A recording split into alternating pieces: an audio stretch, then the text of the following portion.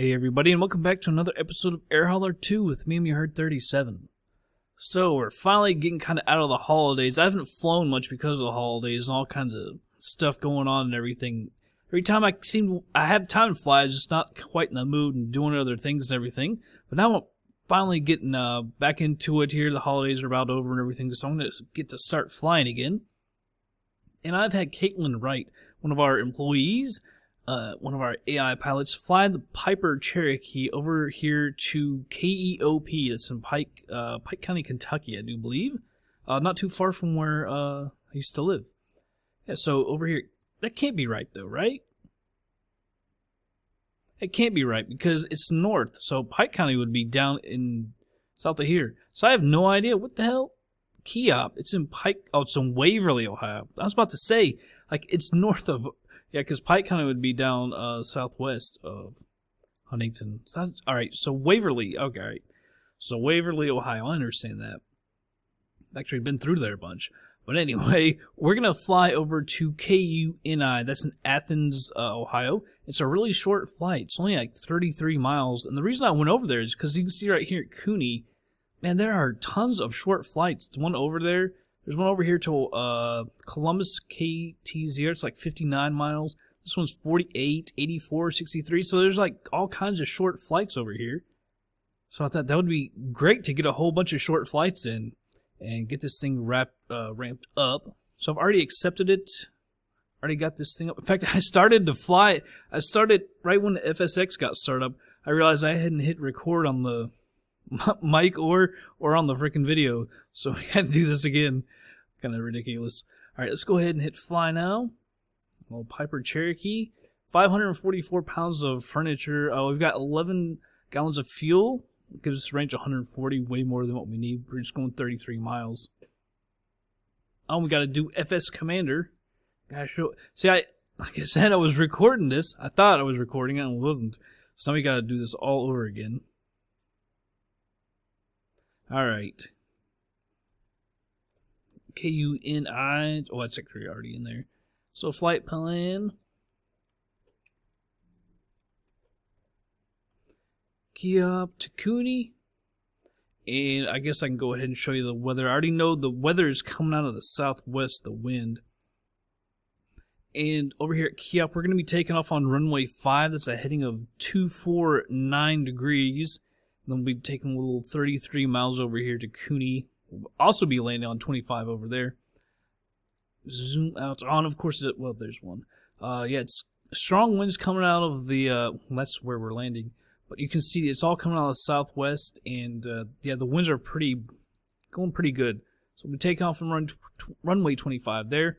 Heading over to KUNI, runway 25 there, heading at 248 degrees. Airport elevation is 764 feet. The ILS frequency is 108.75. You can see the red arrow. It means there's strong winds.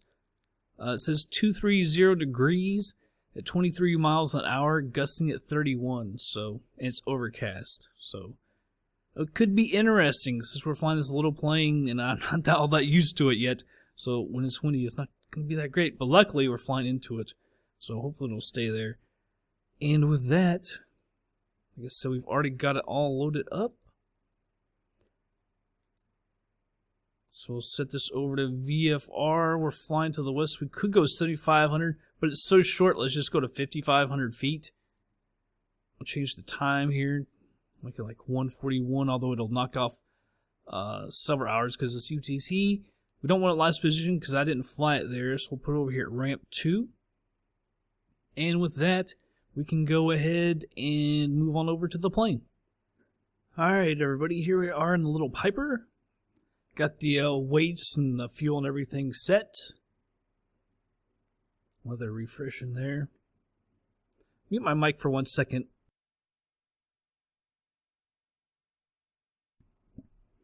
Alright, now we're back inside.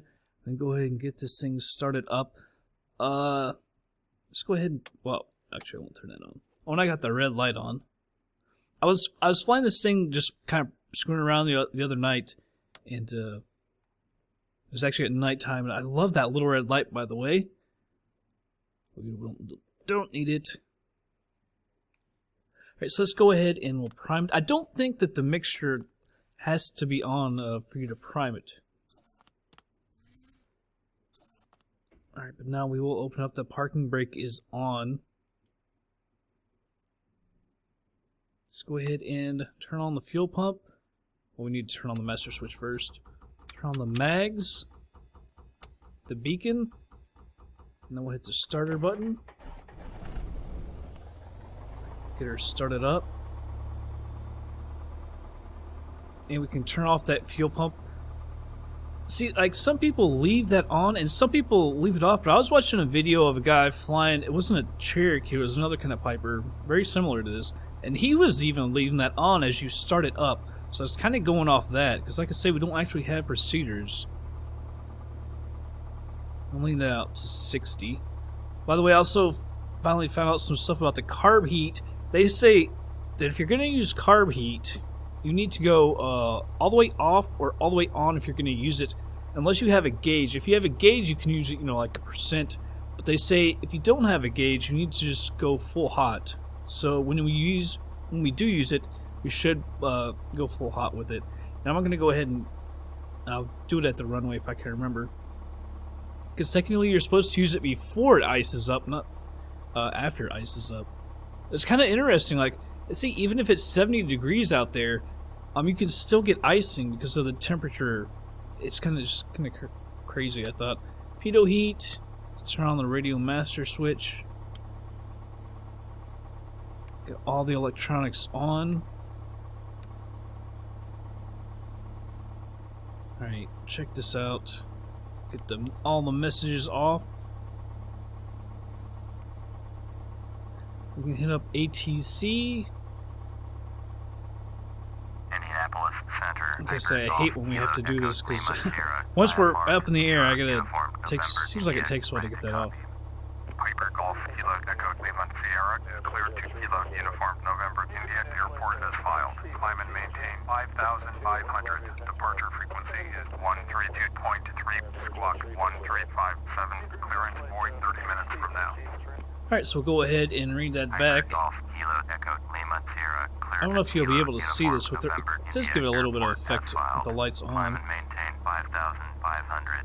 Departure is 132.3 squawk 1357. Clearance void 30 minutes from now. Blue Street 2219er. See, they just keep talking and it's like, I just want you to be quiet. Piper Echo Cleveland Sierra, read back correct.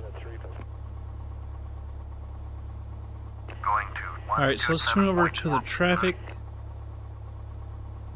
Select our runway for takeoff. It's going to be runway 25. And now it's our taxi over to it. It's going to be 249 degrees. Yeah, like I was saying with the red light. I mean, it looks cool even a little bit now, but at nighttime with the gauges on, the lights in the red eye, just freaking, it's awesome looking. Alright, so we don't have a taxi light. I'm kind of wondering if you're not just supposed to turn on your landing lights and use that as your taxi lights. I really don't know. Let's go ahead and look outside real quick, because I'm not sure exactly where the runway is. It's actually right behind us. They put us a little too forward. So I guess we're going to have to go and taxi clear down to the end of the runway. What was that? I think maybe this thing was a little more fuel. That was a weird, it was one hell of a weird ass reaction though. I'll put up to 75. Now we need to check, is there a taxiway going down there beside it, the runway? There is. Well, it goes partway down, so we'll take that. It's kind of weird as it started to move, that little jolt. Like, what the hell was that?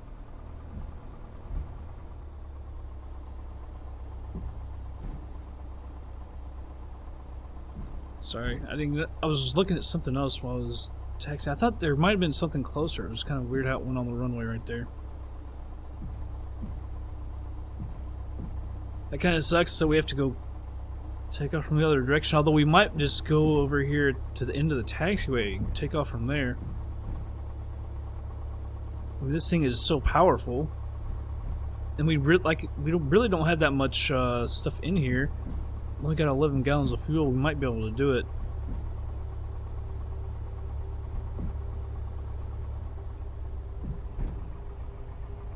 Getting a little fast here.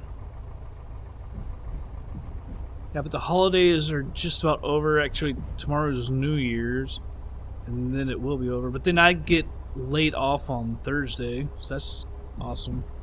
We're actually 3 of us going to start up our own company, which is extremely exciting. Could be time consuming though. But man, I'm really, really getting freaking excited about it.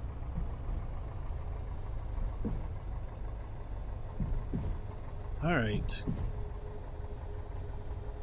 She sounds like she's gonna like show off. See, there's still a good bit of runway down there, but I kind of think we might be able to take off from right here. Just a little intersection takeoff. Let's get out and take a look real quick. Yeah, I think we can take off.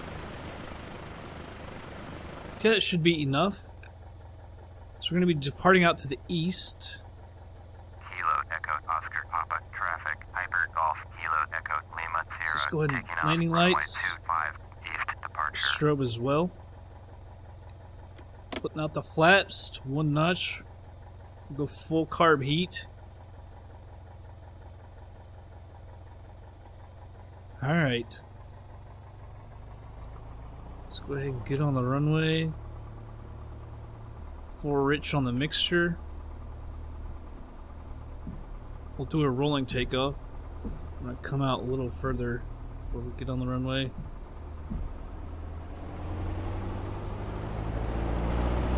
Not a ton of room, but that's alright.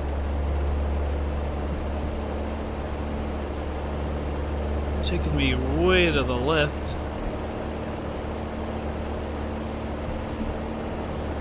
There's 60 knots. And we had plenty of room. Not too nose up there. Got those trees. We'll clear those easy.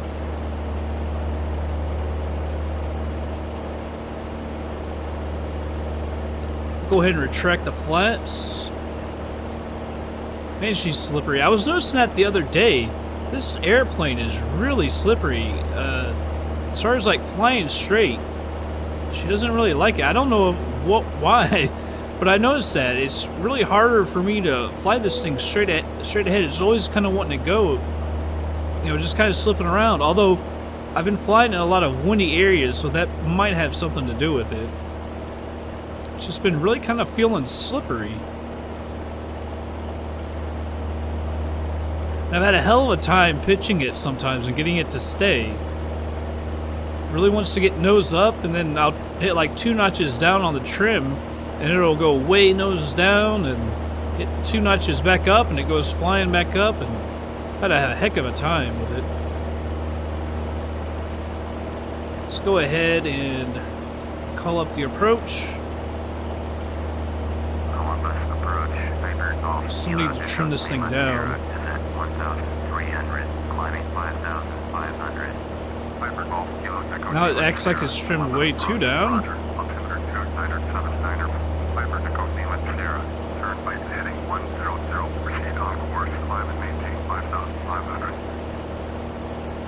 So acknowledge that. You are 33 miles west, turn left heading 085, climb and maintain 5,500. Expect vectors ILS, runway 25, approach.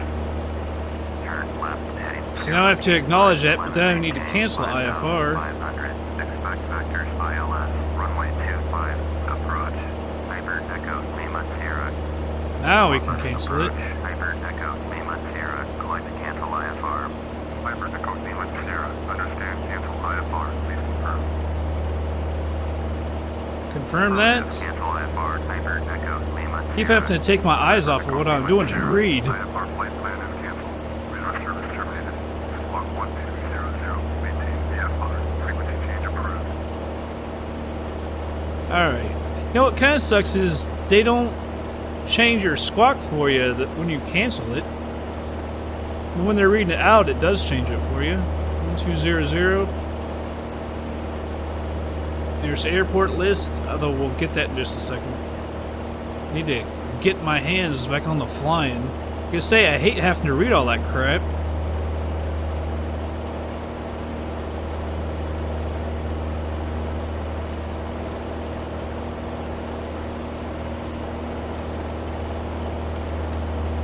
Still need to climb here. See if I can get it trimmed out. Probably not. Like I say, I've been struggling with it. Sometimes I don't even use the joystick. I go up and use the handle. Trim it up.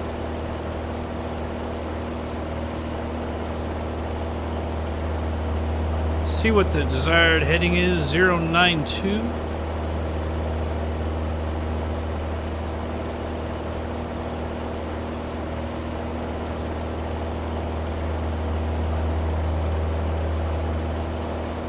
And I'll go ahead and turn on the autopilots over on GPS. So wait for that to come on. I know we're over to the left. Alright.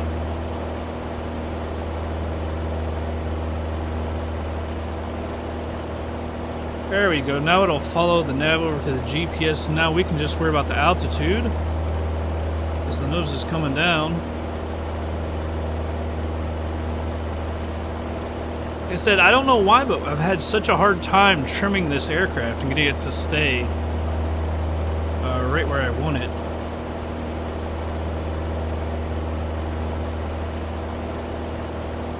Once I get it to where I want to go, it does a pretty good job of staying on that little altitude hold. See now, like the nose is just drifting up and drifting up and drifting up, and I'm trimming it down, but she won't respond a whole lot, and then all of a sudden it'll go way nose down. It's like I'm still trimming it down, but it's still not coming down. In fact, it's going up a little bit. And slowing our speed, which will also bring the nose down. And that, watch, it'll come flying down. Makes things more difficult. I'm gonna go ahead and put this out to about 80%. I guess we gotta use it pretty lean in the wintertime. A lot more lean, I guess, than in the summertime. We're not climbing very fast, but notice when we were climbing about 700 feet a minute, she was actually slowing down a lot, which is kind of surprising. We're not all that heavy. We might be a little heavy towards the back end. That's where I put a lot more cargo. Although it's only like, I think I ended up leaving it like 99, brought it down some. See, that says 092, but we're off like 4 degrees, but that's that wind just blowing just so bad.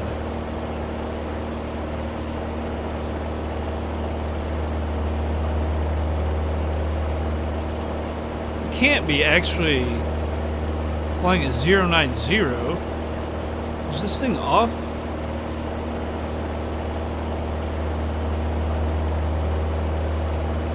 See now, why is it all of a sudden the nose just fell out of the sky? It'll be impossible to get it to trim back to 500 feet a minute.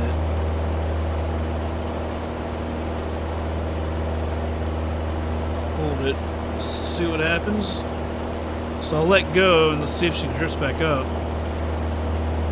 Yeah, this says that we're actually at a heading of 092. It's almost like this thing is off.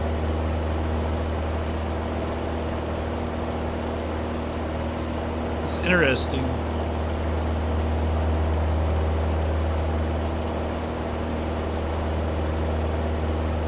I don't know if I should mess with that or not.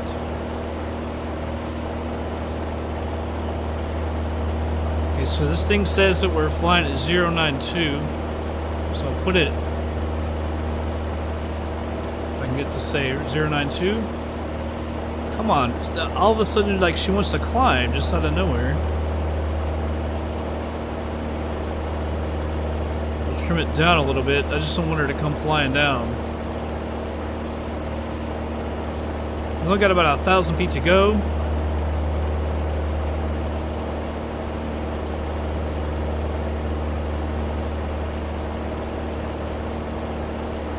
We're getting extremely close. So as soon as we even get up there, I'll need to descend. I'm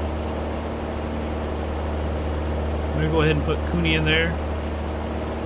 Turn over to the traffic.